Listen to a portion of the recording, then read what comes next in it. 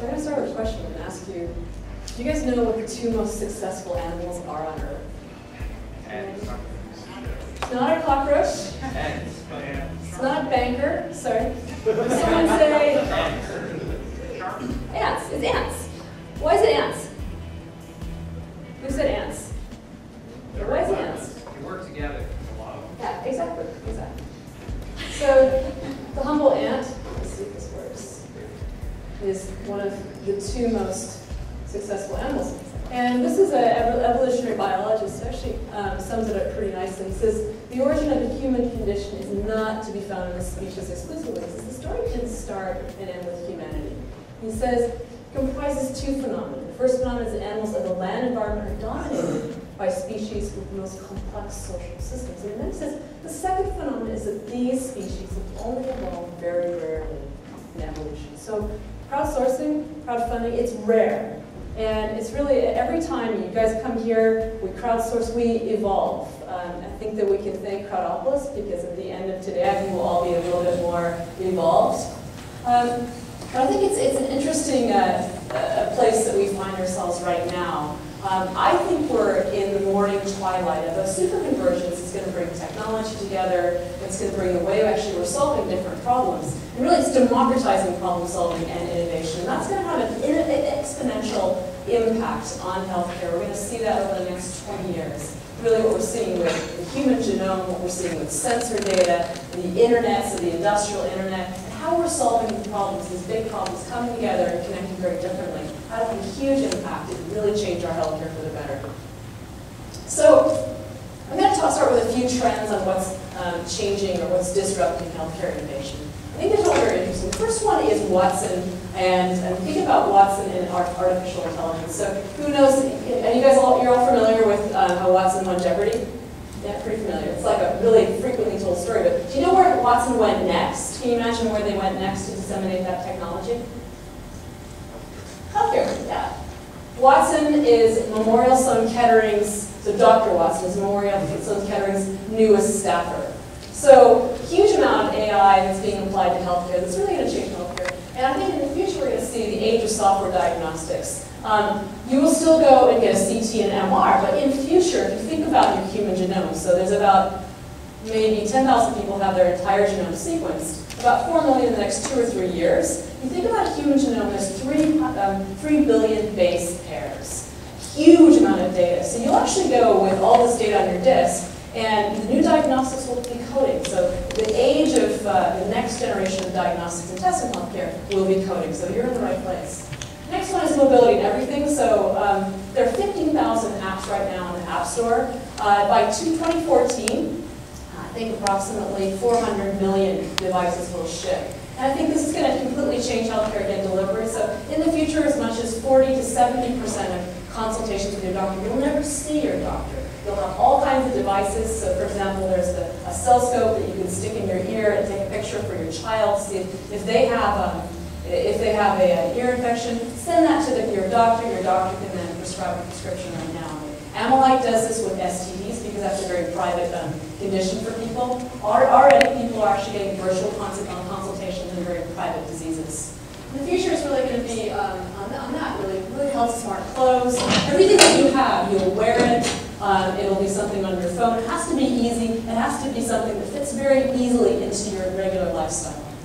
Next one is quantified self. Does anyone know, do you know any quantified selfers? And do you know about this trend to measure every single thing, every single piece of data that your body emits? There are now shirts that kind of will tell you, you want to know about your performance. They'll tell you how fast you're going. They have an accelerometer. They tell you if you're perspiring. They tell you about your heart rate. So really, this quantifiable self is a really big trend coming into healthcare. And what we're going to see is a tremendous, huge change. And right now, we're going to see, I think, about 150 startups and a huge number of devices coming in the future for this. Concierge medicine, very quickly, people are going directly to their doctor. This is like a gym membership, but someone you see is probably not as fun as your gym membership. When you go to see your doctor, I think in the future what that's going to mean is much more disruptive ways in which we're managing our healthcare. So in the future, super disruptive ways in terms of weight loss. So you might pay $150 to stay skinny for life. Another one is something that will probably, so I actually step back. I went to a conference recently, and one of the topics was health security. I went, oh my God, this is going to be the most boring thing ever. It was fascinating. They had a former police officer from Los Angeles, and he talked about how you could hack the URL. So you hack the URL. So there's 60,000 implantable cardiac defibrillator devices that have their own website. And this allows doctors to go in and fine-tune, and they can shock the heart remotely. But now this is actually proven that you can hack in and you can actually shock the heart. This was proven with a Medtronic device in 2008, so it's not science fiction. So health security, we're not actually seeing that yet, but we will see it more and more with latent devices. Digital fabrication, so this is 3D printing. Right now we can actually print out a trachea, we can populate that with cells, and then we can implant it back into the body. And it's customized. It's customized to exactly your trachea that you lost. In the future, we could potentially print kidneys. So the future might be www.printakidney.com. So there's a huge amount happening there. Another one is rapid sequencing. I touched on that a little bit, but it's really going to change all of this precision medicine. So think about today think about the biggest blockbuster drug like Lipitor, $13 billion drug. And if you think about how many people actually benefit from that drug, it's very, very small. So if you look at the 4S studies, some of the best studies are there. If you look at heart events like heart attack, it's only about 90%. So only it's only 10%. So only about 1 in 10 people. So you're treating 90% of your population. Maybe you could find a better treatment if you could work on greater and more precision medicine. And the other one is really crowdsourcing disease solutions, which I'll spend the rest of my time talking about. If we go back into the history of, you can actually see this. If you look at the history of crowdsourcing, one of the best examples was in 2000, about the year 2000, with the Global Pandemic Information Network. This is a listening platform. When SARS came out, it was able to stay ahead. So it actually found SARS three months ahead of the WHO report. So I don't know if you guys have seen the film Contagion. Yeah, that's what they use. The most interesting thing in terms of collaboration is in Canada, they were able to decode this virus through collaborating. So how they network through the researchers. They were able to find this much faster than how they're working on it in China. And to give you a sense kind of what the context is it took us 5 years to decode HIV. It took us 5 weeks to decode and find the structure of SARS. And you see that in this, well, you can hardly see it, but in this very, very beautiful but very deadly coronavirus. So what does the hive mind look today? One of my favorite visualizations is one we actually have on our own website. This is a snapshot of at any given time what's being talked about on Twitter about breast cancer. So it gives you kind of a beautiful visualization. I can say that this stuff never gets old. Like every time I go on there, I learn something new. It's fascinating to see what anybody at any given time is looking at. And I encourage you to go on the site. You can see some pretty interesting things that are happening. So this is a story that won't die. It's been around for the last 2 months. It's about glycoprotein and selenium in semen and how it's something that could potentially help cure cancer. We don't know if that's the case or not, but certainly people are fascinated by it. We also have some scientific discoveries that we see on here. So this idea that stress can kill you. Well, now we actually know that if you have breast cancer and if you have a lot of fight or flight response, so adrenaline surges, that will actually lead to greater likelihood that your cancer will spread to the bones, and well, at least if you're a mouse, that's what we've proven. So some interesting things happening right now in terms of health sharing. One of the most advanced examples I can give you is with Foldit. Does anyone know Foldit? Yeah. It's a pretty novel use of what I would call crowd gaming. So this is an example of what was a 15-year AIDS conundrum that was solved by a group of gamers. And what they did, what this site is, it's a platform and software that's set up like a game that actually uses spatial reasoning to figure out how proteins fold. Now, teams compete, so it's not usually just individuals who go on, they compete as teams. And the person who won this, they weren't a Nobel laureate. I actually saw her speak recently. It was a lab technician. So you think about elite medicine, you really see the democratization of problem solving here. And what she actually said was really interesting. She said they do compete as teams. And she said the best person on their team was a construction contractor. So Stephen mentioned a construction contractor, or someone in the construction industry solving problems. This guy understood spatial reasoning better than anybody else, but only now, in this time, can someone like that who's not a molecular biologist really participate with non-traditional expertise and solve this big molecular biology problem. Another example of this is a recent competition on the site was won by a 13-year-old boy. So you can imagine that all these gamers coming in, the guys who are winning it are really this next generation of children who really understand games. And the sponsor said, when this was announced, he said, this is what we're looking for. We're looking for child prodigies. We're looking for people who really are that future in terms of spatial reasoning. We use crowdsourcing. One of the first places we used it was with our Eco-Imagination Challenge. And on this we received, so we engaged 74,000 people. We had about 40,000 people actually who voted on the site. And of that, they voted for 5,000 ideas. We did get ideas. But what was interesting, we did vet a lot of this. Now, these were ideas around, how can you create the smart home? How do you work and create ideas for the smart grid? Now, from that, we were able to invest $130 million in these new companies that were a result of that. Now, we have these 5,000 ideas. The next step is how do we create that ecosystem of people with all these inventors, all these people, so these were disparate parts, bring them together to solve big sustainability problems. And so we're spending $20 million to do that. Topcoder is going to talk a little bit later, so I won't spend too much time on Topcoder, but again, it's a very, very interesting platform where people, people who would be blocked by language and culture now are united by one language, the language of coding. Another example, of course, is Kickstarter. No one here could have missed the $10 million that the Pebble Watch made. This is a big trend that's actually really hitting innovation. What a lot of people don't know about Kickstarter is that you can't put baby products on, you can't put automotive products on, you cannot put health products on that site. So crowdfunding in healthcare is very much in its infancy. So I've got a question, how do we kind of take everything we've learned and apply this to cancer? I think the first question is, are we in a molecular biology revolution? So what have we done so far in the last 15 years? We've been able to figure out what the structure of DNA is. We've been able to create DNA from existing DNA. We've been able to make hybrid cells from disparate species. We've been able to make a genome, a whole genome. And we've been able to put virus genes into the genes of animals. So I would certainly argue, most people would say, we are in a molecular biology revolution. This will change everything we do. It will change the fuel we produce, the food that we make, and most importantly in health. It will have a more definitive impact over the next 100, or as a definitive impact over the next 150 years, as the Industrial Revolution had over the last 300. So it's absolutely huge. And the first place it's going to hit is cancer. This is something that is known as network biology, so it's really important to figure out the system of cancer.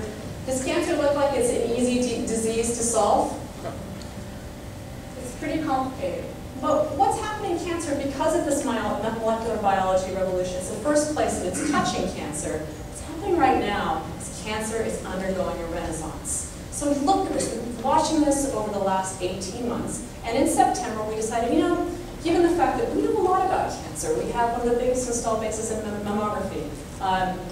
So from mammography to everything we do in terms of manufacturing processes for new cancer drugs, what we do for pathology and pathology tests, so very specific medicine, so PET, CT, so CAT scans, MRIs, ultrasounds. This is an area that we felt that we really were passionate about. Most of our employees, a lot of them have been touched by cancer in one way or another. We thought, how do we bring big-scale innovation to really accelerate innovation in this space? So on the 15th of September last year, we announced it. We put our statement around and announced a commitment to cancer. And one of the things we did around this was a $100 million open innovation challenge. We worked with 4 venture capitalists. And this is really to actually ensure that we could fund these innovations. We put $1 billion commitment to cancer R&D.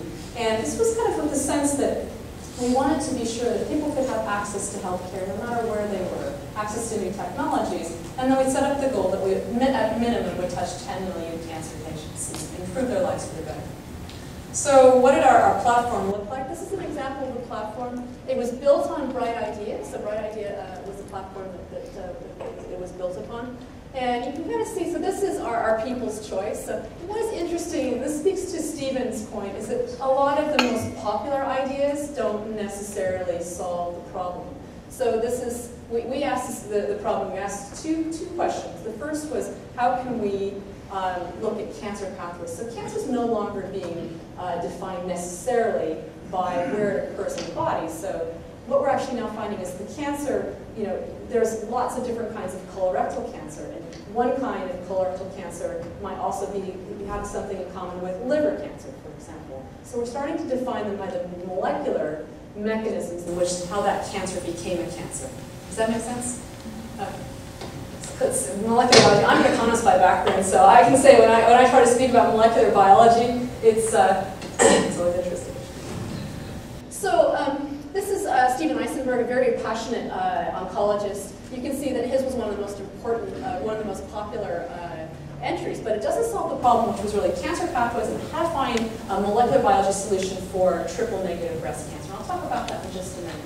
But you can see that a lot of people could support the idea, a lot of people could share it, tweet, retweet it. There were videos because this is complex stuff, and they needed to explain it on a 4th grade level so that everyone could understand it. What do we get as a result? I think you can see most of that from the geographical split by region. What you can just see is we have more than 500 ideas from over 40 countries. Now, the U.S. is still the center of excellence in molecular biology. So really, if you want to cure cancer, it really lies in molecular biology. So more than 50% of our entries came from the U.S. But what is really interesting is we had, I think, 54 coming, or 53 coming from Australia. We had a huge number coming from Canada. We had 91 coming from Europe. We had 19 coming from Russia, 21 from Southeast Asia, 12 from India, and interestingly, 3 coming from sub-Saharan Africa. So you kind of think about this global ecosystem, and cancer is not going to be solved by one just big lever. Most people believe that you're going to have to kill a lot of different ways. And so someone somewhere has a piece of this puzzle, and it's that global search to find that solution. You can also see in terms of the submitters, academics, for-profit companies, it was a wide variety of different submitters who participated in the challenge. The types of submissions, so about 60% of what was submitted roughly hit the question that we had asked. And then 40% were around IT solutions, platforms, and some ideas that were just so imaginative, you couldn't make them up. So one of the most popular ones was a bra that had LEDs on it that would sense different body temperatures, and it's a good 5. would sense changes in body temperature and might be able to be an early detection of breast cancer. So in terms of the seed winners, who actually won? So we had 2 streams. We had a venture stream, the $100 million, to look at companies we could invest in. But we also put up $500,000 for just good ideas that we wanted to see further. Of those ideas, what did we get? We had a novel polymer, so the lady on the left-hand side, a novel polymer. By the way, all the winners were women, so teams led by women. A novel polymer that when a woman has breast reconstruction and it's implanted in the body, it could reduce the risk of recurrence, so local recurrence. We also had Dr. Pete, well, I'll talk about her in a minute. And then we had somebody who was looking at the ultrasound and downstaging ultrasound in Uganda. We had a lady who was looking at had a technology from Vanderbilt called My Cancer Genome. Now, think about very best practice in research. It takes 17 years for that research to end up being applied by your actual doctor. It's been proven. This is something that gives all research in real time, so any patient, any doctor can access the latest data on targeted treatments for both cancer tests, what does that mean, and understand targeted treatments and how they might actually potentially cure them. So this allows doctors and patients to collaborate on their cancer treatment plan. And then the last one was really looking at markers for something called metastasis. So that's the likelihood of a cancer. We look at cancer at the cellular level, and we can find markers for some cancers which are more aggressive and are more likely to spread through the body. So I think it's best shown here. All right, so what this lady is talking about that you see, Dr. People, is how they were able to find 6 different types of something called triple-negative cancer, breast cancer. And why this is significant is this is something that impacts 30,000 people every year. It disproportionately affects women of color. And there is no modern treatment. So all the treatments that are used to treat this have been left in the last century. But these are a group of patients that have been left from a treatment perspective in the last century. So she was able to find 6 different types of triple-negative cancer, which will be the foundation in which we can develop new treatments, new targeted treatments that will specifically care for this group of patients. And I think that actually, looking at Dr. People, what really distinguishes her if you think about crowdsourcing and finding solutions, so crowdsourcing solutions, a real difference that I see in healthcare is the passion that people bring. This lady is absolutely unstoppable in how she wants to change the lives, of all these individual patients. So I think, seeing healthcare and seeing the passion that people bring, it's not just about starting a business, it's really about saving lives. So what we found was 50 ways to leave your cancer. So really a great snapshot from all those 500 submissions, a great snapshot of really how you can kill cancer. Is no lever. So what are these? We can get it to kill itself, something called apoptosis. We can stop it from moving around the body. We can kill the field marshals. So a lot of research right now is in cancer stem cells. You can strengthen your own army, so using vaccines. You can find it and kill it when it's weak, so really that's about screening. It's about finding circulating tumor cells when they're very, very small. We can stop it from moving to new parts of the body, so this marker for metastasis, so cancer spread is going to be key on that. And then we can actually understand it further through DNA sequencing. So this is the future of cancer that you see. Now the problem is that any idea that we have today is probably going to take 5 to 7 years to get there. First thing is that a huge number of our entries were just ideas. And there needs to be some type of funding mechanism for these just new ideas. They're not companies, they're not a proof of concept. So is there a crowdfunding solution like a Kickstarter to really address some of these ideas, to get them to patients faster? Once it's in clinic, once it's been tested, it takes 7 years to get it. So once it's in women or in men, is a technical term, it takes 7 years to get that product tested and approved by the FDA. I'm not red. It will take 7 years to test and approve that product with the FDA. So we're really looking at 2025 or 2022 before we really see these products. There's got to be a way to crowdsource a solution to make this go faster. Can we simulate the process and we see how these work in concert with other drugs? There has to be other solutions to accelerating innovation in this space. Kickstarter for Health, so we have a few examples. We're just starting. Petri dish is one example. This should be a few examples go on the site. Given time, I'm not going to spend too much time on this. Another one just started a month ago. Alex Ferry, spoke to him on the telephone yesterday, actually, said that he's had 85,000 page views of this. So Kickstarter, what's called MedStarter is what he's calling it. This crowdfunding is this big new trend. It's very, very nascent. It's in its infancy, but it's really going to change how we're funding new ideas. There's a whole host of venture capital that's fallen out from life sciences, so hopefully this will actually change the funding mechanisms for new ideas. And last 2 slides I'd just like to leave you with is really where we were yesterday. This is a slide that is not shown enough in healthcare. And what it actually shows you is that well before we had a vaccine, so these are like the major killers over the last, over time. Before we had the vaccine for the treatment for tuberculosis or for typhoid, before we had antibiotics or for scarlet fever, sorry, vaccine for measles, what you actually see here is incredibly interesting, a huge drop in the prevalence of that disease before there was any single treatment. And what it shows you is all of those changes in disease came from the sharing of health information, not from the actual treatment. And eventually they got to that treatment for better understanding, but just understanding the containment of these diseases, working together to understand how they're spread, really changed the incidence of those diseases. So don't underestimate the fact that we don't have a cure for a lot of diseases. As we exchange information, we'll get there. And this has been proven through time. I'd like to leave you with something I think is one of man's greatest achievements, and it's not talked about often enough. Do you know this story about Larry Brilliant tells often about the eradication of smallpox? Anyone heard of this story? All right, so in the late 1960s, the WHO said, you know what? We can see that there's smallpox smallpox is getting to that point where we think we might be able to completely eradicate it from humankind. This is one of the most devastating diseases you can possibly see, especially in a child. and it is a huge, huge killer. It has killed more people than really all the wars put together. It is just through the centuries, one of the huge, huge killers. And so what they said is, we're going to stop smallpox. They stuck a stake in the ground, and then they found like most of the last smallpox cases sat in India. So what did they do? They printed out 2 billion pictures of what a child suffering from smallpox looked like. They had 150,000 people go door to door throughout India to say, have you seen this? Have you seen this? Have you seen this? And then what we were able to find is basically they would identify that, they would treat it more quickly, and this is how they eradicate it. Now imagine going door to door today to eradicate the disease. You don't need to do that. Given all the connectivity and the tools, I think we can eradicate the next disease. And this is over 30 years ago. I think if we just focus on our next disease,